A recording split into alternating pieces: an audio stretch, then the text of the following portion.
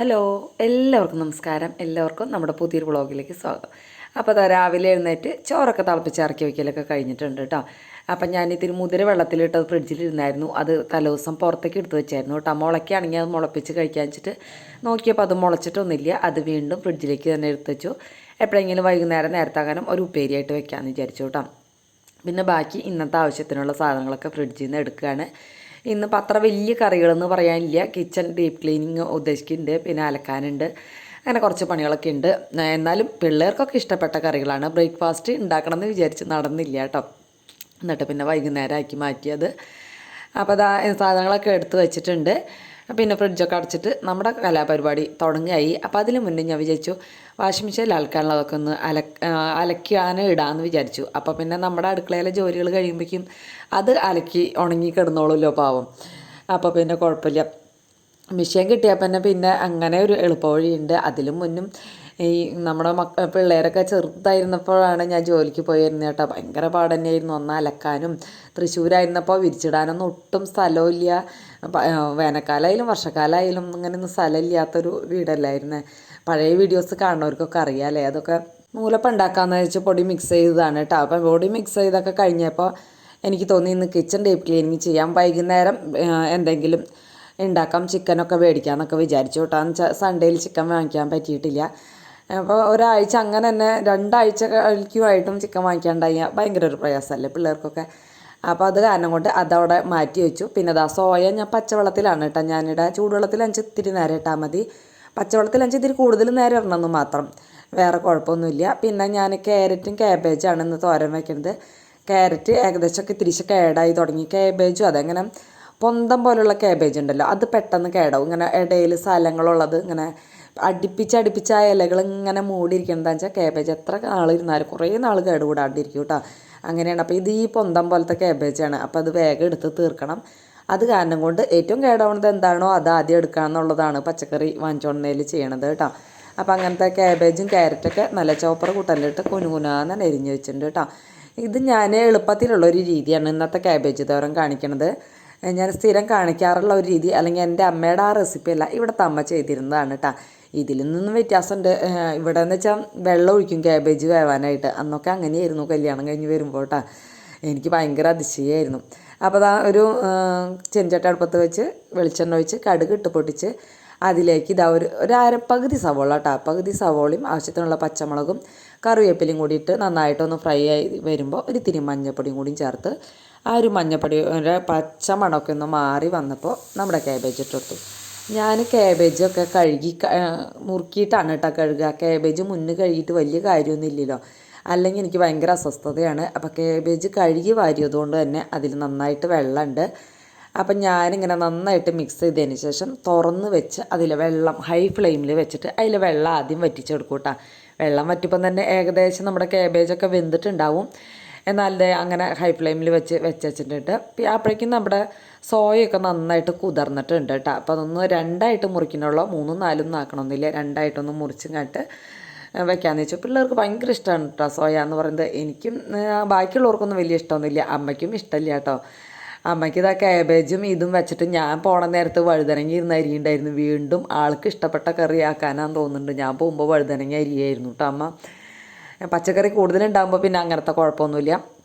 പിന്നെ ഇതാ സോയ മുറിച്ചും കണ്ടിട്ട് പിന്നെ ഒരു 2-3 പ്രാവശ്യം ഇതേപോലെ വെള്ളത്തിലിട്ട് കഴുകി പിഴിഞ്ഞെടുക്കണം കേട്ടോ. അല്ലെങ്കിൽ അതിനൊരു പച്ചക്കുത്തുണ്ട്.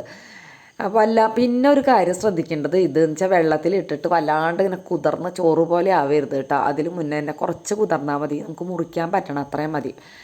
അപ്പോൾ അതൊക്കെ പിഴിഞ്ഞ് റെഡി ആക്കിയിട്ടുണ്ടായിരുന്നു. ഇതൊക്കെ കഴിഞ്ഞ് ഇതിലേക്ക് ആദ്യം തന്നെ കുറച്ച് മുളക് പൊടി ഇട്ട് കൊടുക്കുക കേട്ടോ. ഒന്ന് മാരിനേറ്റ് ചെയ്ത് വെക്കാനാണ്, ആദ്യം ഒന്ന് ഫ്രൈ ആക്കി എടുക്കാനാണ് കേട്ടോ, വല്ലാണ്ടല്ല എന്നാലും. അപ്പോൾ കാശ്മീരി മുളക് പൊടിയും കുറച്ച് ഉപ്പ് ഇട്ട് കൊടുത്തിട്ടുണ്ട്. പിന്നെ നമുക്ക് അതിലേക്ക് വേണ്ടത് കുറച്ച് മഞ്ഞൾപ്പൊടി കേട്ടോ. ഒരു 1/4 ടീസ്പൂണൊക്കെ മതി, കൂടുതലൊന്നും വേണ്ട. പിന്നെ ഒരു ഹാഫ് ലെമൺ. അപ്പോൾ ഒരു ഫുള്ള് ലെമൺ ആയാലും കുഴപ്പമില്ല. പുളി എങ്ങനെ വേണം എന്നുള്ളത് നമ്മൾ തീരുമാനിക്കുക. ചെറിയൊരു പുളി രസം ഉണ്ടാകുമ്പോഴാണ് സോയക്കൊക്കെ ഒരു ടേസ്റ്റ് വരിക. അത് കാരണം കൊണ്ട് തന്നെ വിനാഗിരിയോ തൈരോ എന്താ പറയുക ചെറുനാരങ്ങയോ ഏതായാലും അതിനൊരു പുളി വരുത്തണം കേട്ടോ. അല്ലെങ്കിൽ ഇപ്പോൾ തക്കാളി ആയാലും കുഴപ്പമൊന്നുമില്ല, കൂടുതൽ തക്കാളി ഇട്ടാലും മതി. നന്നായിട്ട് കൈ വെച്ച് ഇങ്ങനെ അങ്ങോട്ട് മുറുക്കിയാക്കണം കേട്ടോ. അതാണ് അതിൻ്റെ ഒരു ടേസ്റ്റ് എന്ന് പറയുന്നത്. അങ്ങനെ അതൊക്കെ മിക്സ് ചെയ്ത് കഴിയുമ്പോഴേക്കും നമ്മുടെ കാബേജിലത്തെ വെള്ളം വറ്റിയിട്ടുണ്ട് കേട്ടോ. അപ്പം ഞാൻ നന്നായിട്ടൊന്ന് മിക്സ് ചെയ്തതിന് ശേഷം ഇങ്ങനെ തട്ടിപ്പൊത്തി എന്നൊക്കെ പറഞ്ഞാൽ മനസ്സിലാവുക കൂട്ടുകാർക്ക് അറിയില്ല, ചിലവർക്കെങ്കിലും മനസ്സിലാവുണ്ടാവും അല്ലേ. അപ്പോൾ അതങ്ങനെ വെച്ചിങ്ങട്ട് വീണ്ടും മൂടി വെച്ചു, ലോ ഫ്ലെയിമിൽ ഇട്ടിട്ട് കേട്ടോ. പിന്നെ നമ്മുടെ ഈ ഒരു സോയയിലേക്ക് ഇഞ്ചിയും വെളുത്തുള്ളിയും ചതച്ചതും കൂടി ചേർത്ത് കൊടുത്ത് ഒന്ന് മിക്സ് ചെയ്തിട്ടുണ്ട്. അപ്പോഴേക്കും നമ്മുടെ കാബേജൊക്കെ റെഡി ആയിട്ടാ. ഇനിയിപ്പോൾ ഒന്നും റെഡി ആവാനില്ല, ഇനി അത് നമുക്ക് ഉപയോഗിക്കാം. ഇനിയിപ്പോൾ ശ്രീകുട്ടം വന്ന് ഫുഡ് കഴിച്ചാൽ അത് ഉണ്ടല്ലോ. അപ്പോൾ അത് ആ ചട്ടി അടുപ്പത്ത് വെച്ച് ചൂടായപ്പോൾ ഇത്തിരി വെളിച്ചെണ്ണ ഒഴിച്ച് അതിലേക്ക് നമ്മുടെ സോയ മിക്സ് ചെയ്ത് വെച്ചിട്ടുണ്ടല്ലോ അതങ്ങോട്ട് ഇട്ട് കൊടുത്തിട്ടുണ്ട് കേട്ടോ. ഇട്ട് കൊടുത്തങ്ങോട്ട് കുറച്ച് നേരം അങ്ങോട്ട് മൂടി വെച്ച് ഒരു മീഡിയം ഫ്ലെയിമിൽ ഇട്ടിട്ട് ഫ്രൈ ആക്കി എടുക്കണം. എന്ന് വെച്ചാൽ ആ സോയയിലുള്ള വെള്ളമൊക്കെ ഒന്ന് വറ്റി പോകാൻ വേണ്ടിയിട്ടാണ് കേട്ടോ. അപ്പോൾ അങ്ങനെ ചെയ്ത് കഴിഞ്ഞാലാണ് നല്ല ടേസ്റ്റ് ഡ്രൈ ആയിട്ട് കിട്ടുക. അത് കേട്ടത് ആ മൂടി വെച്ചിട്ട് പിന്നെ ഞാൻ തുണികൾ വിരിച്ചിടാനായിട്ട് പോയിട്ടാണ്. നമ്മുടെ മിഷീനിലിട്ട തുണികളുണ്ടല്ലോ അലക്കണമെന്നും കൂടി വിചാരിച്ചു. കുറച്ച് കല്ലും അലക്കാനുള്ളതുണ്ടായിരുന്നു നമ്മുടെ ആദ്യത്തിൻ്റെ യൂണിഫോമൊക്കെ. പക്ഷേ രാവിലെ പറ്റിയില്ല, എന്നിട്ട് പിന്നെ വൈകുന്നേരമാണ് കേട്ടോ ചെയ്യാൻ പറ്റിയത്. അപ്പോൾ അതാ നമ്മുടെ ഇന്ന് മഴയൊന്നും ഇല്ലെങ്കിലും അന്ന് കാര്യമായിട്ട് വെയിലും ഈ ഒരു നേരത്ത് കാണാനില്ല കേട്ടോ. നല്ലൊരു ഉദിക്കലൊന്നുമില്ല. അത് കാരണം കൊണ്ട് തന്നെ ആ സൺസൈഡിൻ്റെ ഭാഗത്ത് മാത്രമാണ് തുണികളൊന്നും ഇടാൻ പറ്റുള്ളൂ. മറ്റുള്ളിടത്തിട്ട് ഇനിയിപ്പോൾ മഴ പെയ്താൽ നമുക്കൊരു നിവൃത്തിയില്ലല്ലോ. അമ്മ മുകളിൽ കയറി വന്ന് ഇതൊന്നും എടുത്തു വയ്ക്കില്ല, പിന്നെ പിള്ളേരൊന്നും ഇല്ലെങ്കിൽ പറയാനില്ല. അപ്പോൾ ആ തുണികളൊക്കെ അങ്ങനെ നേരത്തെ അങ്ങോട്ട് വിരിച്ചിട്ടു. അത് കഴിഞ്ഞാതെ വീണ്ടും താഴത്തേക്ക് ഇറങ്ങി ചോറ് ഊറ്റാണ് കേട്ടോ. അപ്പോൾ ശ്രീകുട്ടൻ ഫുഡ് കഴിക്കാൻ വന്നിട്ടുണ്ടായിരുന്നു. അപ്പം ഞാൻ അവനൊരു കയ്യിലോട്ട കോരിങ്ങാട്ട് ആ ഒരു പോണിയിൽ അങ്ങനെ വെച്ച് കൊടുത്തിട്ടുണ്ടായിരുന്നു, ആ ആവശ്യത്തിനുള്ളത് കഴിക്കാൻ വേണ്ടിയിട്ട് കേട്ടോ. പിന്നെ ഞാൻ തുണിയൊക്കെ വിരിച്ചിട്ടിട്ട് വന്നിട്ടാണ് പിന്നെ ബാക്കിയുള്ളത് ശരിക്കുള്ളത് ഊറ്റിയെടുത്തത്. അവന് സോയ ആവാണ്ട് ഭയങ്കര വിഷമമായിരുന്നു, സോയ അടുപ്പത്ത് ഇട്ടിട്ടുള്ളൂ. അപ്പം ഞാൻ കോളേജിലേക്ക് പോയപ്പോൾ ഇത്തിരി അധികം സോയ കൊടുത്തയക്കാനായിട്ട് ഉണ്ടായത്. എനിക്ക് നന്നായിട്ട് വേണം അമ്മ കുഞ്ഞു പാത്രത്തിലാക്കല്ലേ എന്നൊക്കെ പറഞ്ഞിട്ട്. അപ്പോൾ സോയ ഒരു വിധം ഒന്ന് സോഫ്റ്റായ പരിവായിട്ടുണ്ട്. അതിലേക്ക് ഒരു സവോളയും 2 പച്ചമുളക് ഇത്തിരി കറിവേപ്പിലയും കൂടി ഇട്ട് കൊടുത്ത് നന്നായിട്ട് മിക്സ് ചെയ്യുക കേട്ടോ. ഇതിങ്ങനെ വഴറ്റിയിട്ട് വേറെ രീതിയിൽ ഉണ്ടാക്കാം, ഇതാവുമ്പോൾ നമുക്ക് നല്ല ഡ്രൈ ആയിട്ട് കിട്ടും കേട്ടോ. പിന്നെ എന്താ നാളികേരം വറുത്തരച്ചതാണ്. ഇന്നലെ നമ്മൾ എഗ് കറിയിലേക്ക് എടുത്തില്ലേ, അതിൽ കൂടുതലായപ്പോൾ മാറ്റി വെച്ചതാണ് കേട്ടോ. അപ്പോൾ ഇത് ഷോർട്ട് ഇടുമ്പോൾ ഞാനത് കറക്റ്റായിട്ട് എഡിറ്റ് ചെയ്ത് ശരിയാക്കി ഇടാം കേട്ടോ. പിന്നെ ഇതിലേക്ക് ഒരു തക്കാളിയും കൂടി ഇതിൻ്റെ മേലക്കൂടെ തന്നെയാണ് അരിഞ്ഞിരുന്നത്. അത് പ്രത്യേകിച്ച് വഴറ്റാനൊന്നും നിൽക്കണില്ല, കനം കുറച്ച് അരിഞ്ഞിട്ടാൽ മതി കേട്ടോ. വല്ലാണ്ട് കനത്തിൽ അരിയുമ്പോഴാണ് ടേസ്റ്റ് ഇല്ലാണ്ടിരിക്കുക. കനം കുറച്ച് അരിഞ്ഞിട്ടിങ്ങോട്ട് നന്നായിട്ട് മിക്സ് ചെയ്ത് മീഡിയം ഫ്ലെയിമിലിട്ട് മൂടി വെച്ച് അങ്ങോട്ട് വേവിക്കുക. വെന്ത് വറ്റി വരണ്ട് റെഡി ആയിക്കോളൂ കേട്ടോ. അപ്പോൾ നല്ല ടേസ്റ്റാണ്. വെളിച്ചെണ്ണ പോരായിട്ടുണ്ടെങ്കിൽ മാത്രം ഒഴിച്ച് കൊടുക്കുക. ഇതാ കണ്ടില്ലേ, ഈ ഒരു പരുവായി ഇപ്പം തന്നെ ആ തക്കാളിയും സവോളയും ഒക്കെ കുഴഞ്ഞ് നല്ലൊരു പരുവായി നല്ല ടേസ്റ്റായിട്ടുണ്ട് കേട്ടോ. പിന്നെ ഇതാ ഓരോരുത്തരൊക്കെ കഴിച്ച് കഴിഞ്ഞു. ചേട്ടൻ കഴിച്ചു, ആദ്യത്തിന് ശ്രീകുട്ടനാക്കിയിട്ടില്ല, ആദ്യത്തിനൊക്കെ ആക്കി ചോറൊക്കെ. അപ്പോൾ പിന്നെ ഒരുവിധമായി കേട്ടോ നമ്മുടെ സോയ. പിന്നെ ഇതാ അവന് വലിയ പാത്രം വേണമെന്ന് പറഞ്ഞിട്ട് ഇതിലാണ് ആക്കിയത്, അത്ര വലിയ പാത്രത്തിലൊന്നും ആക്കിയിട്ടുണ്ടായിരുന്നില്ല കേട്ടോ. അങ്ങനെ ചോറ് പകർത്തലൊക്കെ കഴിഞ്ഞ് അത്യാവശ്യക്കാരെ തിരക്ക് കഴിഞ്ഞതിന് ശേഷം എനിക്ക് തോന്നി കിച്ചൺ ഒന്ന് ഡീപ്പ് ക്ലീനിങ് ചെയ്യാമെന്ന്. ഗ്യാസിൻ്റെ അവിടെയൊക്കെ ആകെ ഒരു ഇടയ്ക്ക് നമുക്കങ്ങനെ തോന്നില്ലേ ആകെ വൃത്തികേടായിന്ന്. അപ്പോൾ അങ്ങനെ തോന്നി ഞാൻ ആ ഗ്യാസുമ്മ ബർണർമ്മ ഉണ്ടായിരുന്നു. കൂടുതലും ഈ റെസിപ്പിയൊക്കെ ചെയ്തിട്ട് ഗ്യാസുമ്മ തന്നെയാട്ടോ വയ്ക്കുക. മറ്റിടത്ത് നിരത്തി വെക്കണേക്കാളും ഗ്യാസുമ്മ അങ്ങനെ വയ്ക്കുമ്പോൾ കുറേ ഐറ്റംസ് അടുക്കളയിലുള്ള പോലെ തോന്നില്ല. അതുകൊണ്ടാണ് കേട്ടോ. ഇതേപോലെ ആദ്യം സ്പോഞ്ച് വെച്ചിട്ട് തേച്ച് കഴുകി നോക്കി, പക്ഷേ സ്പോഞ്ച് വെച്ചിട്ട് അങ്ങോട്ട് ചില ഭാഗത്തൊന്നും പോണില്ല, ഉണങ്ങി പിടിച്ചിരിക്കുന്നത്. പിന്നെ സ്ക്രബ്ബർ വെച്ചിങ്ങോട്ട് ഞാൻ എല്ലായിടത്തും തേച്ച് കഴുകിയിട്ടാ. പിന്നെ ആ കറുപ്പ് സ്ഥലത്തൊന്നും സ്ക്രബ്ബർ എന്താ പറയുക, സ്റ്റീലിൻ്റെ സ്ക്രബ്ബർ പറ്റില്ല, മറ്റുള്ളിടത്തൊക്കെയാണ് പറ്റുള്ളൂ കേട്ടോ. കറുപ്പ് സ്ഥലത്ത് നല്ല സ്പോഞ്ച് വെച്ചിട്ട് തന്നെ തുടയ്ക്കണം, അല്ലെങ്കിൽ ആ കോറൽ വീഴുക, അല്ലെങ്കിൽ ഒരു ഭംഗി പോവും അതിൻ്റെ ഭംഗി. പിന്നെ ഗ്യാസിൻ്റെ അടിഭാഗം പിന്നെ പറയേണ്ടതില്ലല്ലോ, എപ്പോൾ ക്ലീനിങ് ചെയ്യുമ്പോഴും ഗ്യാസ് ഒന്ന് പൊന്തിച്ചിട്ട് ഒന്ന് തുടയ്ക്കുക, അല്ലെങ്കിൽ നമ്മുടെ അടുക്കള അത്ര വലിയ ഭംഗി ഉണ്ടാവില്ല കേട്ടോ കാണാൻ. പിന്നെ ഇതൊക്കെ കഴിഞ്ഞ് ഇതൊക്കെ വീണ്ടും ആദ്യം ഒരു നനഞ്ഞ തുണി കൊണ്ട് തുടച്ചു, പിന്നെ ഒരു ഉണങ്ങിയ തുണി കൊണ്ട് തുടയ്ക്കും കേട്ടോ. അല്ലാണ്ട് ഗ്യാസുമ്മ വെള്ളം കോരി ഒഴിച്ച് ആരും തേച്ച് കഴുകരുത്. ചില വീഡിയോസിലൊക്കെ ഞാൻ കണ്ടിട്ടുണ്ട് ഗ്യാസിന് അങ്ങോട്ട് വെള്ളം കോരി ഒഴിച്ച് അങ്ങോട്ട് കുളിപ്പിക്കണത് കേട്ടോ. ഗ്യാസ് ആയാലും മിക്സി ആയാലും അതൊന്നും അങ്ങനെ ചെയ്യാൻ പാടില്ല, വെള്ളം അങ്ങനെ വല്ലാണ്ട് കോരി ഒഴിക്കാൻ പാടില്ല കേട്ടോ.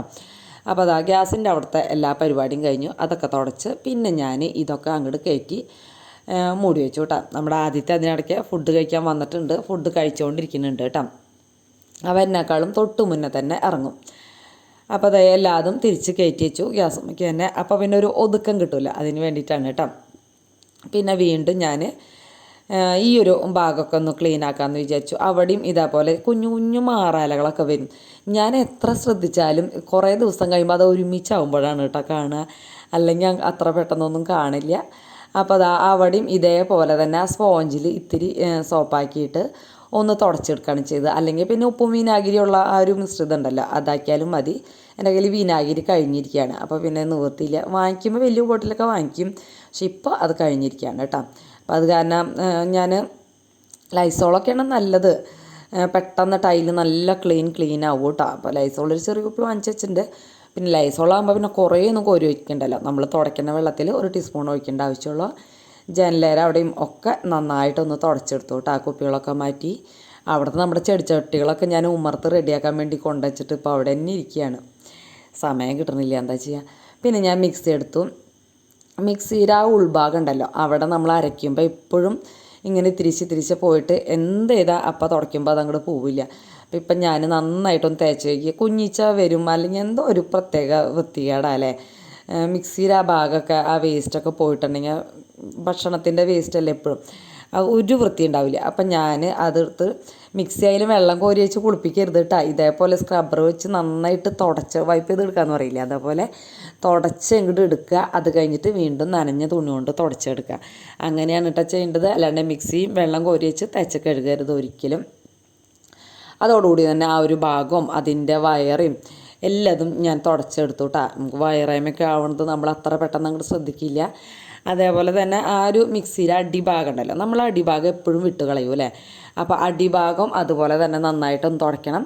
അപ്പോഴേക്കും ഞാനിത് ആ തുണികൾ നമ്മുടെ കൗണ്ടർ ടോപ്പിൽ തുടയ്ക്കുന്ന തുണികളും അതൊക്കെ ഒന്ന് 2-3 പ്രാവശ്യമൊക്കെ ഒന്ന് പിഴിഞ്ഞെടുക്കുന്നുണ്ട്. പിന്നെ ആ ജല്ലേര അവിടെ കുറേ ചെറിയൊരു ഗ്യാപ്പുണ്ട്, അവിടെ ഈ പറഞ്ഞ മാതിരി കുഞ്ഞു കുഞ്ഞു മാറാലൊക്കെ വന്നിരിക്കും. അപ്പോൾ ആ ഭാഗവും അങ്ങനെ ഈ ഭാഗം ഫുള്ളായിട്ട് ക്ലീനാക്കി. പിന്നെ നമ്മുടെ കോർണർ സ്റ്റാൻഡ് ഒന്ന് ഒതുക്കി വയ്ക്കാനുണ്ട് ഇന്ന്, പക്ഷേ അതിനുള്ള ടൈം ഇല്ലാത്തതുകൊണ്ട് ഞാൻ ആ വക പരിപാടിക്ക് പോയില്ല കേട്ടോ. കണ്ടില്ലേ മിക്സിയുടെ അടിഭാഗത്ത് അവിടെ ഇവിടെയൊക്കെ ഇത്തിരി അഴുക്കുകളൊക്കെ ഇരിപ്പുണ്ട്. അപ്പോൾ നമ്മൾ വല്ലപ്പോഴും ഒന്ന് തുടച്ചാൽ മതി, മിക്സിയൊക്കെ നല്ല പുതിയതായിട്ടിരിക്കും. എന്നും ഡീപ്പ് ക്ലീനിങ് ഒന്നും ചെയ്യേണ്ട ആവശ്യമൊന്നും ഇല്ല കേട്ടോ, വല്ലപ്പോഴൊക്കെ മതി. അങ്ങനെ അത് കഴിഞ്ഞ് പിന്നെ ഞാൻ പിന്നെ എപ്പോഴും നമ്മൾ ഈ സിങ്ക് കഴുകുമ്പോൾ ഒപ്പം അതിൻ്റെ പൈപ്പും കൂടി ഒന്ന് സ്പോഞ്ച് വെച്ചിട്ട് കഴുകണം, നല്ലതായിരിക്കും കേട്ടോ. പിന്നെ അതിൻ്റെ ഇടഭാഗത്ത് എപ്പോഴും എല്ലാവരുടെ വീട്ടിലും മിക്കവാറും 2 പൈപ്പ് ഉണ്ടാവും. അപ്പോൾ അതിൻ്റെ ഇടഭാഗത്തും നന്നായിട്ടൊന്ന് തേച്ച് കഴുകണം. നമ്മൾ തുടയ്ക്കുമ്പോൾ അവിടേക്കൊന്നും എത്തില്ല കൈ. അത് കഴിഞ്ഞത് ആ സിങ്കൊക്കെ നന്നായിട്ട് അങ്ങോട്ട് തേച്ച് കഴുകി തുടച്ചെടുത്തു കേട്ടോ. സിങ്ക് ഇപ്പോൾ തേച്ച് കഴുകിയിട്ടുണ്ടെങ്കിൽ നല്ല ഭംഗിയല്ലേ കാണാനായിട്ട്. നമ്മൾ പോണ നേരത്തെ എല്ലാ ജോലിയും കഴിഞ്ഞ് തേച്ച് കഴുകിയിട്ടുണ്ടെങ്കിൽ അടിപൊളിയായിട്ട് കിടക്കും. അങ്ങനെ അത് തേച്ച് കഴുകി. പിന്നെ കൗണ്ടർ ടോപ്പിൽ തുടയ്ക്കണ തുണികളും ഒക്കെ തേച്ച് കഴുകി എടുത്തു കേട്ടോ. തേച്ച് കഴുകി എടുത്തു, അതും നന്നായിട്ട് കഴുകിയെടുത്തു. അങ്ങനെ അടിച്ചു വാരലും കഴിഞ്ഞു, ഒന്ന് തുടയ്ക്കലും കഴിഞ്ഞു. അങ്ങനെ നമ്മുടെ ഇന്നത്തെ അടുക്കള പണി കഴിഞ്ഞു. പിന്നെ ഞാൻ വേഗം ഓടിപ്പോയി കുളിച്ച് ഫുഡ് കഴിച്ച് തലമുടിയൊക്കെ കെട്ടി അങ്ങനെ ജോലിക്ക് പോകാനായിട്ട് നോക്കിയിട്ടോ. ഇതിൻ്റെ വൈകുന്നേരത്തെ വ്ളോഗ് ഉണ്ട് കേട്ടോ, അത് ഞാൻ വേറെ വീഡിയോ ആയിട്ട് ഇടാം. ഇതിൽ തന്നെ അത് കൂട്ടി കുഴച്ചാൽ ശരിയാവില്ല എന്ന് തോന്നി. പിന്നെ ഞാൻ അതാ ജോലിക്ക് പോകുമ്പോൾ നമ്മുടെ ആകാശം കാണാൻ എന്ത് ഭംഗിയാലേ. അപ്പോൾ ഒരു ലൈക്ക് അടിക്കാൻ മറക്കരുത്, കമൻറ്റ് എഴുതാം.